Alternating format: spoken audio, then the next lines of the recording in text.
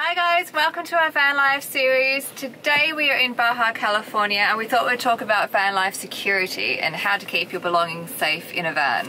This is a pretty important subject for anybody that spends a lot of time in a vehicle. When you're off hiking or doing whatever, you don't want your stuff to be stolen, whether you're in Baja or anywhere else, to be honest. So today we're going to go through some of the equipment and gear that we use and that some of our friends in the van life community use, so that you guys can stay safe whilst you're having adventures. That's all coming up.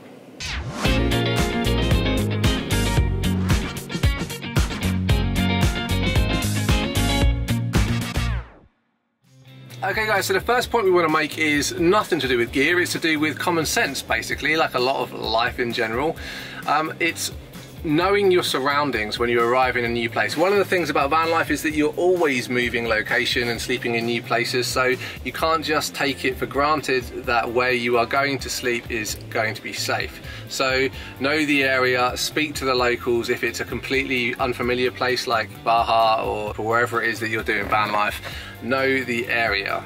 And on that note, complacency as well. Like, I think a lot of situations happen when you become too complacent. Your stuff gets stolen. If you're like leaving stuff around while you're going surfing, don't be complacent, because that's when stuff happens. Whilst we're on the point of common sense, here's another one for you. Keep a flashlight handy, like you will anyway in van life, but keep one handy at night time that you can get to super quickly, because if somebody does come knocking on the doors, the last thing you want to do is flick on all your internal lights so they can see in and see you, and you can't see them. The next tip for van life security is to have hidden compartments, because you are going to be leaving your vehicle at some point or another, and more than likely, if somebody wants to get into the van, they will get into the van. So you're going to try to make it very hard for them to find anything. So having hidden compartments to have your really important things, like your passports and extra cash and extra spare keys or whatever. Yeah, I mean, you can have secure compartments with a safe or something like that. Yeah. But having something, sometimes the best security is through obscurity, by hiding it so they don't actually get it. So having dummy wallets or like an old crappy camera or cell phone or something in the easy places like the glove box will often satisfy the would-be grab and run thieves. And make sure that you have your hidden compartments accessible to you, because if it isn't, it's very unlikely that you're going to be using it a lot. You know. Yeah, the one that we built in here, the first hidden compartment I decided that would be for my laptop, because I custom built all the interior in the Combi. It was such a pain to get to that even I stopped using it after a while. So that kind of defeats the object. It has to be, if you're custom building your interior of your vehicle, or you know, whatever you're doing, you need to make sure that that hidden compartment is easily accessible so that you do actually use it.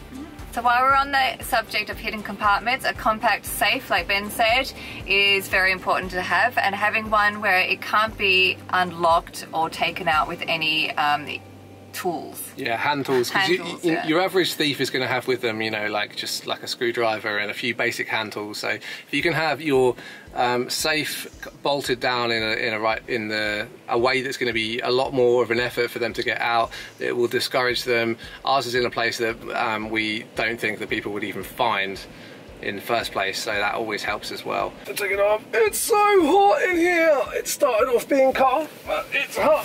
I've got to get this. Too hot for jumpers in Baja. What was I thinking?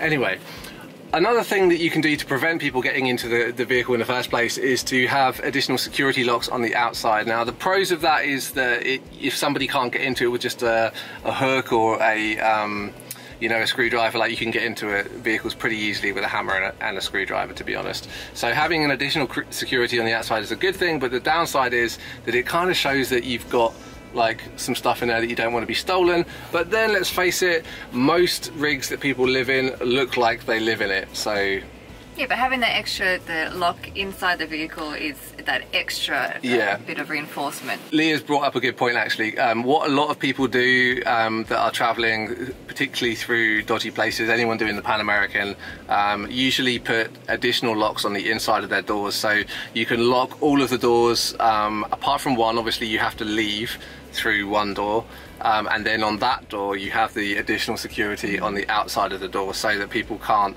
bust in and or easily bust in. So even if they smash a window, they can't open the door, so they have to climb through. So that has proven to be successful in stopping people.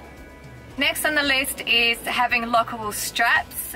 Most people have things on their roofs like surfboards and adventure gear, so they are easy targets and would need something that's lockable, but not only lockable, but steel reinforced. Yeah. Steel reinforced? Our ones are from Thule. They've got steel cable running through the middle. I mean, if you had wire cutters or, you know, some like pretty heavy bolt cutters, you could get through them fairly easily, but you're not going to be able to get through them with a knife, which is what most people would do. They just cut the straps, take off your surfboard or your kayak or whatever it is you've got on your roof. So we like having those. They've worked perfectly for us, touch wood.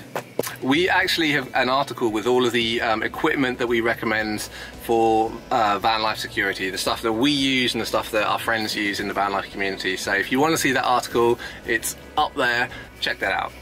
One of the safest places to keep things in your vehicle is not actually in your vehicle, it's on your vehicle. Having a secure, lockable security box, that was a mouthful, on top of your vehicle can be a really good place to keep stuff. We have a Thule box as well. This video not sponsored by Thule, but it should be, which we keep in a lot of our stuff. It's like our garden shed, it lives on our roof. It has everything from wetsuits, it has camping gear like tents and hammocks, it's got my backpack, there's extra stuff in it, it's got canned food, extra food storage. It also has a jerry can, which is really important to have, and bits and bobs, a heater as well. Spare parts for the combi. Spare parts for the combi. Big bulky we don't want to keep downstairs. Thanks Thule. And it's really, really secure because it has excellent locks and you can't take it off. You can't remove it without getting into it. It's made out of plastic, so if somebody came along with a hammer, they could get into it, but so far, touch wood again, that hasn't happened.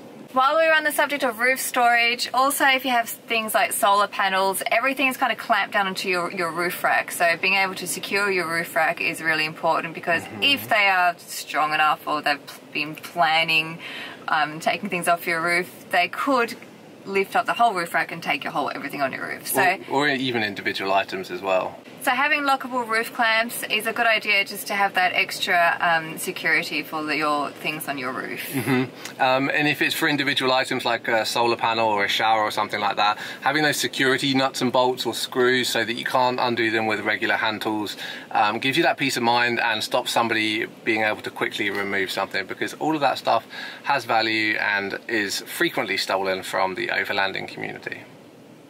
It's true. It's sad, but it's true. So last but not least, guys, where do you leave your keys when you go surfing? We get this question all the time. You don't really want to leave it on top of your tyre because everybody knows that's where the keys are of the surfing vans. So you want to get a magnetic lockable little thing. Oh, Leah, help me. Magnetic lockable key case, that's what it's called. You want to get one of those so that you can put your keys in that and stick it up underneath your car, and then even if somebody does get it, they cannot get in because they don't know the code. So that's the best option for keeping your keys secure when you have to go in the water or something like that. And if they take that and don't give it back, even though they can't open it? You should be smart and have another key hidden on the vehicle somewhere, because nobody wants to get locked out of their car, but it should be really, really, really well hidden. Okay? Alright, good. Anyway, that's it, guys. We hope you enjoyed that list and found it useful. Don't forget to check out that article. And if you are interested in van life or living in a vehicle, we've put together a book about living off-grid and on the move. It's an ebook that you can download from our website, also linked up there, which helps you prepare for and to live off-grid and on the move. It's very useful. We hope you like it. Until next time, guys. Happy travels.